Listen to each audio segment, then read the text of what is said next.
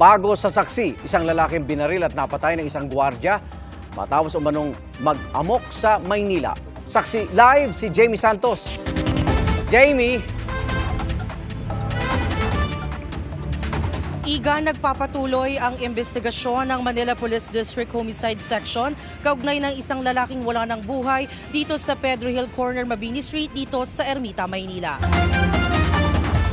Sa inisyal na impormasyon mula sa MPD Homicide Section, nanaga ang lalaki gamit ang isang itak. Isinugod sa ospital ang kanyang biktima na nasa malubhang kalagayan. Nabaril ng isang security guard sa lugar ang lalaki matapos siyang mag-amok para hindi na makapambiktima pa. Namatay ang lalaking nag-amok. Hawak na ng mga pulis ang security guard para sa gagawing investigasyon. Katatapos lang igang iproseso ng scene of the crime operatives ang crime scene. At live mula rito sa Maynila para sa GMA Integrated News, Jamie Santos ang inyong saksi.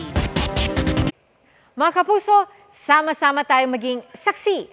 Mag-subscribe sa GMA Integrated News sa YouTube at para sa mga kapuso abroad, samahan niyo kami sa GMA Pinoy TV at sa www.gmanews.tv.